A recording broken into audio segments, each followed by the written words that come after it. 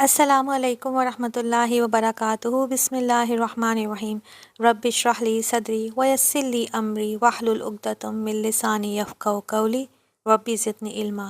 سورہ الاحزاب آیت نمبر 33۔ وقرنا فی بیوتکن، اور تم ٹکی رہو اپنے گھروں میں۔ کرنا یا تو قرار سے ہے یا وقار سے۔ فی بیوتکن، بیوت بیت کی جمع ہے، اور قرار پکڑو اپنے گھروں میں۔ اچھا، ہم پچھلی آیت میں دیکھ رہے تھے کہ اللہ تعالیٰ نے ازواج مطہرات کو حکم دیا تھا کہ انہیں کس طرح سے معروف طریقے سے بات کرنی چاہیے۔ ہاں، اللہ تعالیٰ نے ازواج مطہرات کو حکم دیا ہے کہ اپنے گھروں میں باوقار انداز سے رہو، تاکہ اگر کوئی باہر سے بات بھی کرے تو تمہارا وقار برقرار رہنا چاہیے، اور اگر گھر سے باہر نکلنا پڑے تو ولا تبرجنا، اور نہ تم زیب و زینت ظاہر کرو۔ تبرج الجاہلیت الاولی، زینت ظاہر کرنے کے جاہلیت اولا میں۔ تبرج کا لفظ بے رے جیم سے ہے۔ برے جا معنی ہوتا ہے کھاتا پیتا رہنا۔ کھانے پینے سے کیا ہوتا ہے؟ انسان نمایاں ہونے لگتا ہے، یعنی جب کمزور ہوتا ہے تو نوٹیسیبل نہیں ہوتا۔ اور برج کہتے ہیں جو اونچی ہو اور دور سے نمایاں ہو، اور براجا کا معنی ہوتا ہے ظاہر ہونا، بلند ہونا، اور اسی سے لفظ ہے تبرج، یعنی اس کا معنی ہے اجنبیوں کے سامنے آراستہ ہو کر نکلنا، خود کو نمایاں کر کے نکلنا۔ برج ہوتا ہے یعنی اونچا، خوبصورت، چمک دمک والا، ٹھیک ہے؟ تو جب آیا ولا تبرجنا، اور نہ تم زیب و زینت ظاہر کرو، تو مطلب ہے اپنے آپ کو نمایاں نہ کرو، چمکو نہیں۔ تو تبرج کہتے ہیں محاسن کو، اور محاسن کسے کہتے ہیں؟ جسم کے ایسے اعضاء جو خوبصورتی کے لیے نمایاں کیے جاتے ہیں۔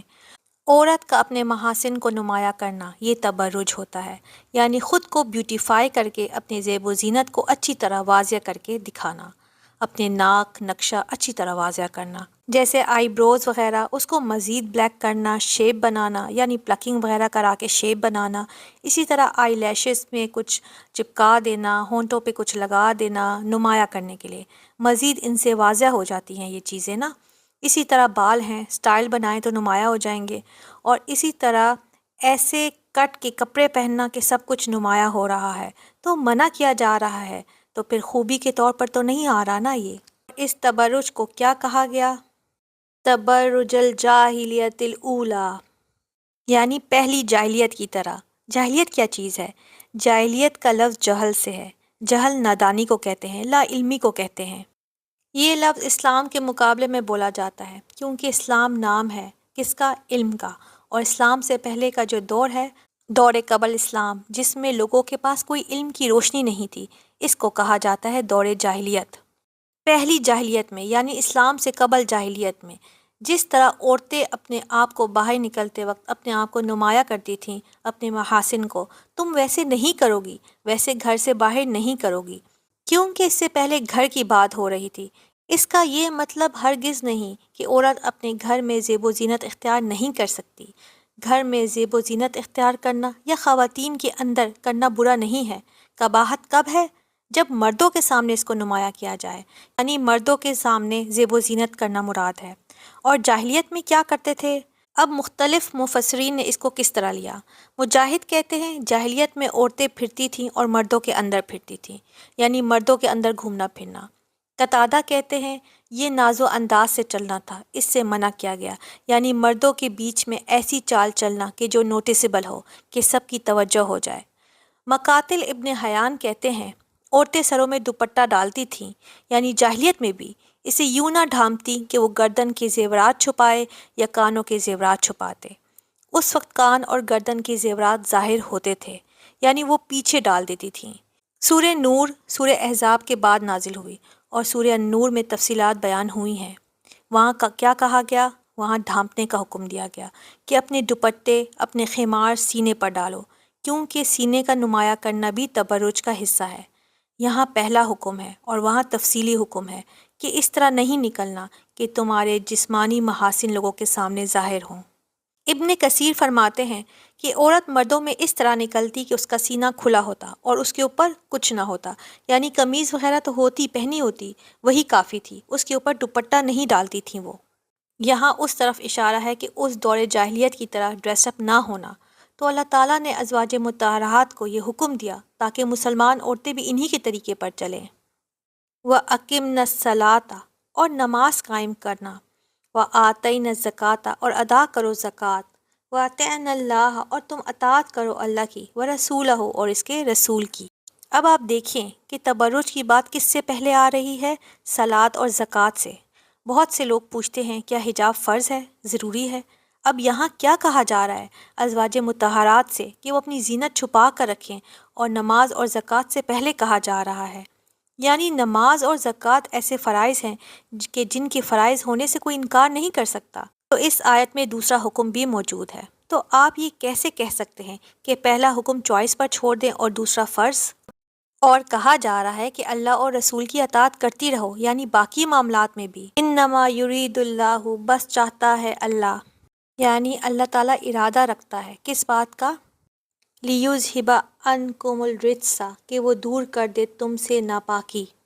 رجس سے مراد یہاں ہر شیطانی عمل، گناہ، ہر وہ حرکت جس میں شرعی یا طبعی برائی ہو، جو اللہ کو ناپسند ہو۔ اللہ تعالیٰ چاہتا ہے کہ تم سے ہر گندگی والا عمل دور کر دے۔ اہل البیت ویطہرکم تطہیرا، اے اہل بیت، اور وہ پاک کر دے تمہیں پوری طرح پاک کرنا۔ کس سے پاک کرنا؟ گناہوں سے، شیطانی نجاستوں سے۔ یعنی اللہ تعالیٰ تم کو ان باتوں کا حکم کیوں دے رہا ہے؟ تاکہ تم ایک پاکیزہ زندگی بسر کر سکو، بہت سی خرابیوں سے بچ سکو۔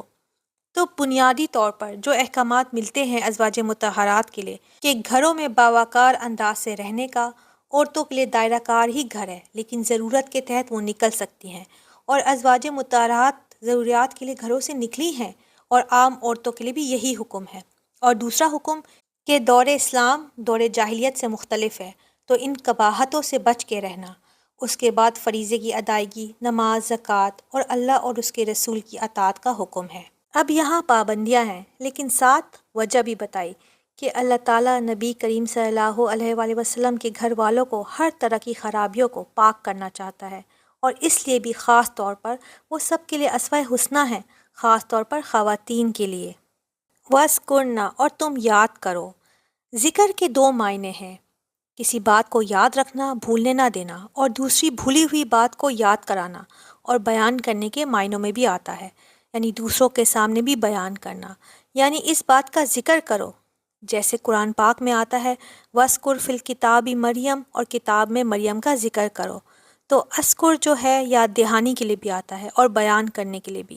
وَاذْكُرْنَ اور تم یاد کرو اور بیان کرو۔ کس کو کہا جا رہا ہے؟ ازواج مطہرات کو ہی کہا جا رہا ہے۔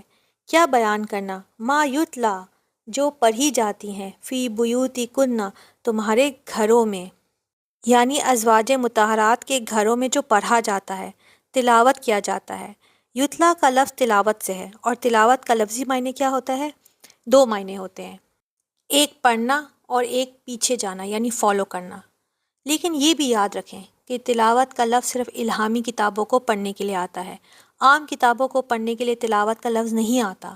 آپ یہ نہیں کہہ سکتی کہ میں اردو کی کتاب کی تلاوت کر رہی ہوں، قرآن مجید کے لیے تلاوت آتا ہے۔ ما یتلا فی بیوتکن، جو پڑھی جاتی ہیں تمہارے گھروں میں۔ کیا پڑھا جاتا ہے ان کے گھروں میں؟ کیا پڑھا جاتا تھا؟ کب پڑھا جاتا تھا؟ تہجد میں خاص طور پر، کیونکہ بہترین تلاوت نماز کی تلاوت ہے، اور نماز کے علاوہ بھی۔ اور بیان کرو جو پڑھا جاتا ہے تمہارے گھروں میں، من آیات اللہ والحکمتی، اللہ کی آیات سے اور حکمت۔ حکمت کی باتوں سے مراد امام شافعی آپ صلی اللہ علیہ وآلہ وسلم کی باتیں لیتے ہیں، یعنی احادیث۔ اور یاد رکھو ان اللہ کان لطیفا خبیرا، بے شک اللہ ہے نہایت باریک بین، بڑا باخبر۔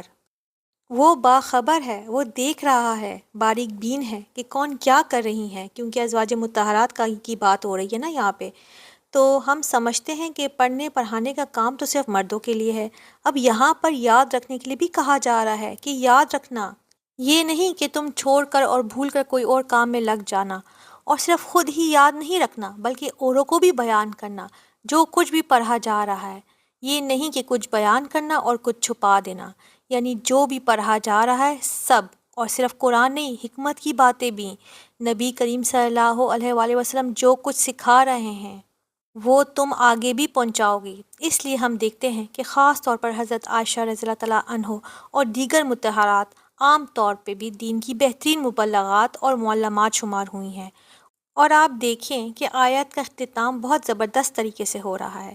ایک دفعہ یہ حکم دیا کہ یہ کرنا، اور پھر کہا یاد رکھنا کہ اللہ کو سب پتہ ہے، اللہ کو سب خبر ہے، اس کو سب پتہ ہے کہ کس کس نے حکم مانا ہے اور اس مشن کو آگے بڑھایا ہے۔ یہ دیکھیں کہ یہ تعلیمات ازواج مطہرات کو دی جا رہی ہیں، جو ہمارے لیے ایک رہنما نمونہ ہے۔ پھر یہی وجہ ہے کہ ازواج مطہرات نے جو تعلیم دی، پھر اس سے آگے مردوں نے بھی فائدہ اٹھایا، خواتین نے بھی فائدہ اٹھایا، اور پھر اور خواتین نے اس سے فائدہ اٹھایا، اور اس طرح یہ سلسلہ جاری رہا۔ سبحان اللہ۔ اور لطیف کا مطلب ہوتا ہے نہایت باریک بینی، یعنی نہایت باریک بینی سے دیکھتا ہے، صرف ظاہراً نہیں۔ لطیف کہتے ہیں یعنی کن کن گوشوں سے، کس کس نیتوں سے کون سا کام کوئی کر رہا ہے، سب جانتا ہے، وہ اتنا باریک بین ہے وہ۔ سبحان اللہ۔ الحمدللہ۔ السلام علیکم ورحمۃ اللہ وبرکاتہ۔